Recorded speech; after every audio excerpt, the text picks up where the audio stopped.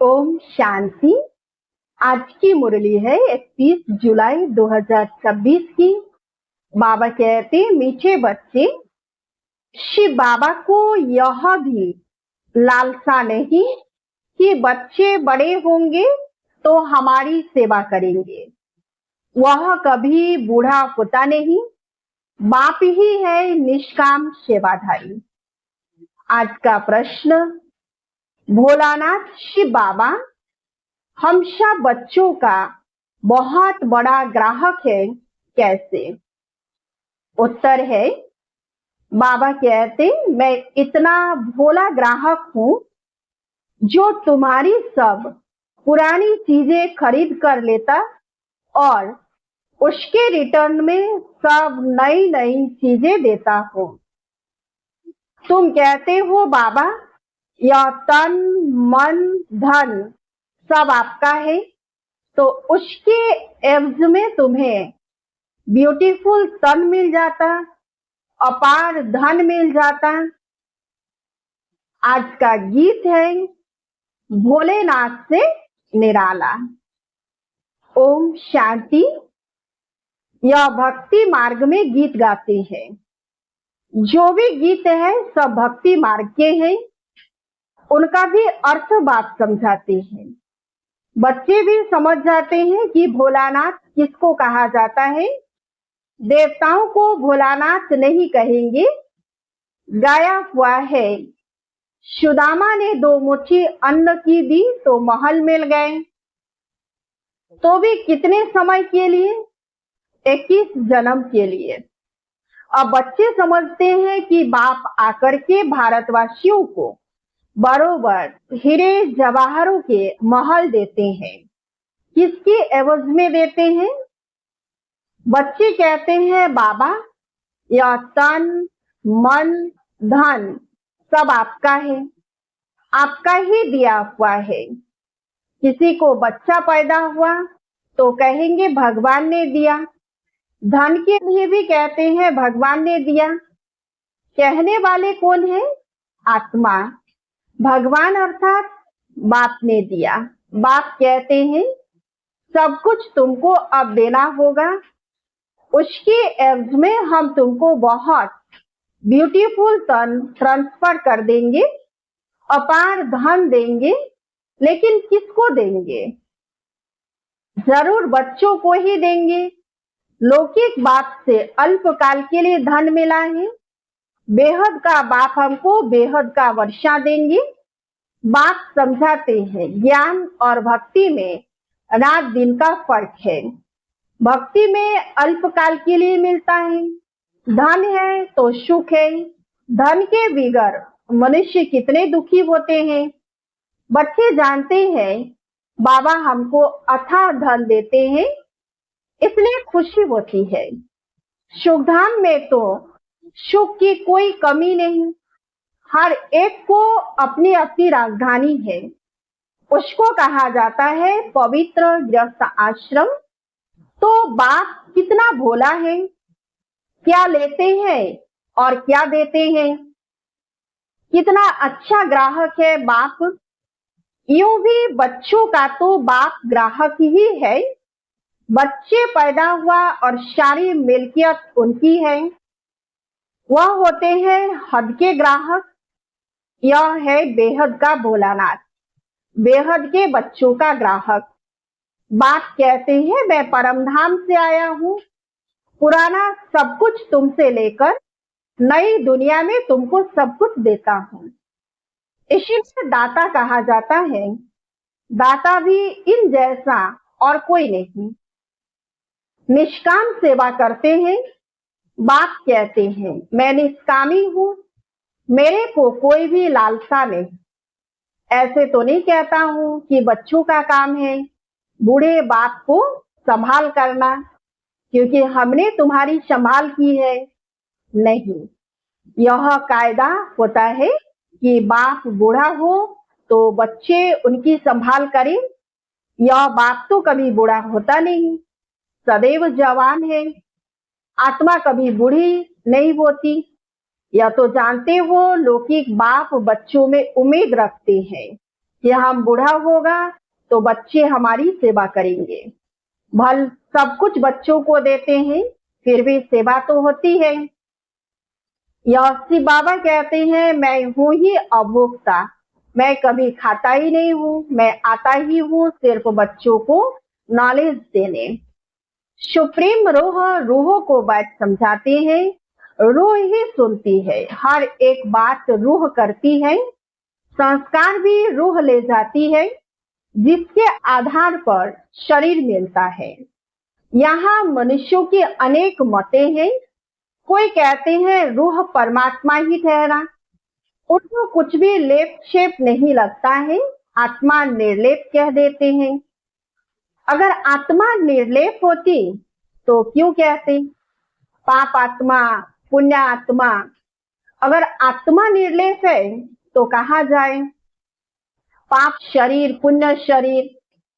अभी तुम जानते हो कि सभी आत्माओं का रूहानी बाप हम रूहों को पढ़ा रहे हैं। इस शरीर द्वारा आत्मा को बुलाते भी है ना, कहते हमारे बाप की आत्मा आई, टेस्ट ली। आत्मा ही टेस्ट लेती है, बाप तो ऐसा नहीं कहेंगे। वो तो अभोक्ता है, ब्राह्मणों को खिलाते हैं। आत्मा आती है, कहा तो विराजमान होती होगी। ब्राह्मणों आदि को खिलाना भारत में कॉमन बात है। आत्मा को बुलाते हैं, उनसे पूछते हैं, फिर कई बातें उनकी सच्ची भी निकलती है। यह पित्र आदि खिलाना यह भी ड्रामा में लुंड है। इसमें कोई वंडर नहीं खाना चाहिए। बाप नॉटसेल में ड्रामा के राज को बताते हैं। डिटेल तो इतनी ड्रामा की समझानी दे नहीं सकते, एक एक की समझाने में ही वर्ष लग जाए। तो बच्चों को बड़ी सहज शिक्षा मिलती है, गाते भी है, हे पतित पावन आओ, आकर हमको पावन बनाओ। उनका नाम ही है पतित पावन। ब्रह्मा, विष्णु, शंकर को पतित पावन नहीं कह सकते हैं, बाप को ही पतित पावन लिबरेटर कहते हैं। दुख हरता, सुख करता भी उनको ही कहा जाता है।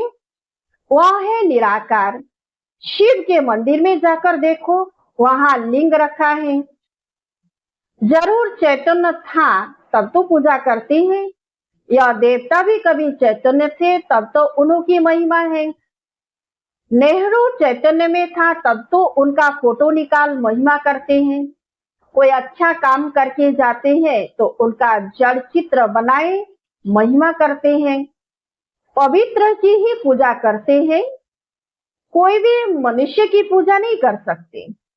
विकार से पैदा होते हैं ना, तो उनकी पूजा नहीं हो सकती। पूजा देवताओं की होती है जो सदैव पवित्र होते हैं। तुम जानते हो बाप आया था, फिर अब संगम पर आया है स्वर्ग की स्थापना करने। फिर द्वापर से रावण राज्य शुरू होगा। रावण राज्य शुरू होने से झट शिव का मंदिर बनाते हैं। अभी तो चैतन्य में नॉलेज सुना रहे हैं, वह सत्य है, चैतन्य है, उनकी ही महिमा गाते हैं। निराकार को शरीर तो चाहिए ना, तो बाप ही आकर विश्व को हेवन बनाते हैं। उस हेवन में राज्य करने के लिए तुम पुरुषार्थ कर रहे हो, स्वर्गवासी तुम बन रहे हो। निराकार परमपिता परमात्मा ज्ञान का सागर है, परंतु सुनाए कैसे? कहते हैं मैं इस शरीर में आया हूं, मेरा ड्रामा में यह पार्ट है। मैं प्रकृति का आधार लेता हूं। यह जो पहले नंबर का है, इनके ही बहुत जन्मों के अंत में मैं आकर प्रवेश करता हूं और इनका नाम ब्रह्मा रखता हूं। पहले यह सब भट्टी में थे तो बहुतों को नाम दिए थे, परंतु बहुतों ने फिर छोड़ दिया, इसलिए नाम रखने से क्या फायदा? तुम वह नाम देखो तो वंडर खाएंगे। एक ही साथ सब इकट्ठे कितने रमणीक नाम आए। संदेशी नाम ले आती थी, वह लिस्ट भी जरूर रखनी चाहिए। सन्यासी भी जब सन्यास करते हैं तो उनका भी नाम बदल जाता है। घर बार छोड़ देते हैं। तुम छोड़ते नहीं हो, तुम ब्रह्मा के आकर बनते हो, शिव के तो हो ही, तुम कहते ही हो बाप दादा। सन्यासियों का ऐसे नहीं होता है। भल नाम बदलते हैं परंतु बाप दादा नहीं मिलता, उनको सिर्फ गुरु मिलता है। हठयोगी हद के सन्यासी और राजयोगी बेहद के सन्यासी में रात दिन का फर्क है। गाया भी जाता है ज्ञान, भक्ति और वैराग्य। उनको भी वैराग्य है परंतु उनका है घर बार से वैराग्य। तुमको सारी दुनिया से वैराग्य है, उनको पता ही नहीं कि सृष्टि बदलती है। तुम्हारा है बेहद का वैराग्य, यह सृष्टि खलास होनी है। तुम्हारे लिए नई दुनिया बन रही है, वहां जाना है परंतु पावन होने बिगड़ तो वहां जा नहीं सकते। दिल में जचता है बरोबर नई दुनिया में देवी देवताओं का राज्य था जो बाप अब स्थापन करते हैं। तुम जानते हो शिव बाबा को याद करने से हम पुण्य आत्मा बन जाएंगे। है बड़ा सहज परंतु याद भूल जाती है। भक्ति मार्ग की रस्म रिवाज बिल्कुल ही अलग है। वापिस अपने घर तो कोई जा नहीं सकता, पुनर्जन्म सबको जरूर लेना है। घर जाने का समय एक ही है। फलाना मोक्ष को प्राप्त हुआ या तो गोपोड़ा है। बात कहते हैं कोई भी आत्मा बीच से वापिस नहीं जा सकती, नहीं तो सारा खेल बिगड़ जाए। हर एक को सतो रजो तमो में जरूर आना है। मोक्ष के लिए तो बहुत आते हैं, समझाया जाता है मोक्ष होता नहीं, यह तो अनादि बना बनाया ड्रामा है, वह कभी बदली नहीं हो सकता। मक्खी यहाँ से पास हुई, फिर 5000 वर्ष बाद ऐसे ही पास होगी। यह तो जानते हैं बाबा कितना भोला है। पतित पावन बाप अपने परमधाम से आते हैं पार्ट बजाने, वे ही समझाते हैं यह ड्रामा कैसे बना हुआ है। इसमें मुख्य कौन कौन है? जैसे कहते हैं ना कि सबसे साहूकार कौन है इस दुनिया में, उसमें नंबरवार नाम निकाले हैं। तुम जानते हो सबसे साहूकार कौन है? वह कहेंगे अमेरिका, परंतु तुम जानते हो स्वर्ग में सबसे साहूकार यह लक्ष्मी नारायण बनते हैं। तुम पुरुषार्थ करते हो भविष्य के लिए, सबसे बड़ा साहूकार बनने के लिए। यह रेस है। इन लक्ष्मी नारायण जैसा साहूकार कोई होगा? अल्लाह अवलदीन की भी स्टोरी बनाते हैं। ठगा करने से कुबेर का खजाना निकल गया। बहुत किस्म किस्म के नाटक बनाते हैं। अभी तुम्हारी बुद्धि में है यह शरीर छोड़ स्वर्ग में जाएंगे, हमको कारून का खजाना मिलेगा। बाप कहते हैं मुझे याद करने से माया एकदम भाग जाएगी। बाप को याद नहीं करते तो माया फिर तंग करती है। कहते बाबा हमको माया के तूफान बहुत आते हैं। अच्छा बाप को बहुत प्यार से याद करो तो तूफान उड़ जाएंगे। बाकी नाटक आदि बैठ बनाए हैं, बात है कुछ भी नहीं। बाप कितना सहज बताते हैं, सिर्फ बाप को याद करो तो तुम्हारे में जो अलाई है वह निकल जाएगी और कोई तकलीफ नहीं देते हैं। आत्मा जो पवित्र सच्चा सोना थी वह अब झूठी बन गई है, फिर सच्ची बनेगी। इस याद अग्नि से आग में डालने बिगड़ सोना पवित्र हो न सके, तो इसको भी योग अग्नि कहते हैं। है याद की बात, वो लोग तो अनेक प्रकार के हठयोग सिखलाते हैं। तुमको तो बात कहते हैं उठते बैठते याद करो। आसन आदि कहाँ तक तुम लगाएंगे? यह तो चलते फिरते काम करते याद में रहना है। भल बीमार हो तो यहाँ लेटकर भी बाप को याद कर सकते हो। शिव बाबा को याद करो और चक्र फिराओ बस। उन्होंने फिर लिखा है, गंगा का तट हो, अमृत मुख में हो, गंगा के किनारे तो गंगा जल ही मिलता है, इसलिए मनुष्य हरिद्वार में जाकर बैठते हैं। बाप तो कहते हैं तुम कहाँ भी बैठो, भल बीमार हो, सिर्फ बाप को याद करो।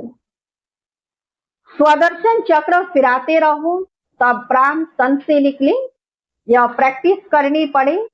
उस भक्ति मार्ग की बातों में और इस ज्ञान मार्ग की बातों में कितना रात दिन का फर्क है। बाप की याद से तुम स्वर्ग के मालिक बन जाएंगे। वह तो लड़ाई वालों को कहते हैं, जो युद्ध के मैदान में मरेगा वह स्वर्ग में जाएगा। वास्तव में युद्ध यही है। उन्होंने कौरवों पांडवों का लश्कर दिखाया है। महाभारत लड़ाई हुई, फिर क्या हुआ? रिजल्ट कुछ भी नहीं, बिल्कुल ही घोर अंधियारा है। कुछ भी समझते नहीं, इसलिए अज्ञान अंधियारा कहा जाता है। बाप भी रोशनी करने आया है, उनको ज्ञान का सागर नॉलेजफुल कहा जाता है। अभी तुमको भी सारा ज्ञान मिला है। वह है मूल वतन, जहां तुम आत्माएं रहती हो। उनको ब्रह्मांड भी कहा जाता है। यहाँ रुद्र यज्ञ रखते हैं, तो बाप के साथ साथ तुम आत्माओं की भी पूजा करते हो, क्योंकि तुम बहुतों का कल्याण करते हो। बाप के साथ तुम भारत की खास और दुनिया की आम रूहानी सेवा करते हो, इसलिए बाप के साथ तुम बच्चों का भी पूजन होता है। अच्छा, मीठे मीठे सिकिलधे बच्चों प्रति माता पिता बाप दादा का याद प्यार और गुड मॉर्निंग। रूहानी बाप की रूहानी बच्चों को नमस्ते। हम सब रूहानी बच्चों की रूहानी बाप दादा को याद प्यार और गुड मॉर्निंग। नमस्ते नमस्ते नमस्ते। धारणा के लिए मुख्य सार 1 नंबर है, माया के तूफानों को भगाने के लिए बाप को बहुत बहुत प्यार से याद करना है। आत्मा को योग अग्नि से सच्चा सच्चा सोना बनाना है। 2 नंबर, बेहद का वैरागी वन इस पुरानी दुनिया को भूल जाना है। दुनिया बदल रही है, नई दुनिया में जाना है, इसलिए इससे संन्यास ले लेना है। आज का वरदान, कदम कदम पर सावधानी रखते हुए पद्मों की कमाई जमा करने वाले पद्मपति भव। सुनते विस्तार से।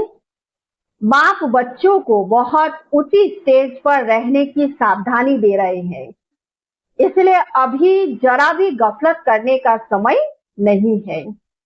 अब तो कदम कदम पर सावधानी रखते हुए कदम में पद्मों की कमाई करते पद्मपति बनो। जैसे नाम है पद्मा पदम भाग्यशाली, ऐसे कर्म भी हो। एक कदम भी पद्म की कमाई के बिगड़ न जाए तो बहुत सोच समझकर श्रीमत प्रमाण हर कदम उठाओ। श्रीमत में मनमत मिक्स नहीं करो। आज का स्लोगन, मन को ऑर्डर प्रमाण चलाओ तो मन मनाभव की स्थिति स्वतः रहेगी। मन को ऑर्डर प्रमाण चलाओ तो मन मनाभव की स्थिति स्वतः रहेगी। अव्यक्त इशारे, ज्वाला स्वरूप स्थिति में रह शक्तिशाली याद का अनुभव करो। याद को शक्तिशाली बनाने के लिए विस्तार में जाते सार की स्थिति का अभ्यास कम न हो। विस्तार में सार भूल न जाए। खाओ पियो सेवा करो, लेकिन न्यारेपन को नहीं भूलो। साधना अर्थात शक्तिशाली याद, निरंतर बाप के साथ दिल का संबंध। साधना इसको नहीं कहते कि सिर्फ योग में बैठ गए, लेकिन जैसे शरीर से बैठते हो वैसे दिल मन बुद्धि एक बाप की तरफ बाप के साथ साथ बैठ जाएं। ऐसी एकाग्रता ही ज्वाला को प्रज्वलित करेगी। अच्छा, ओम शांति।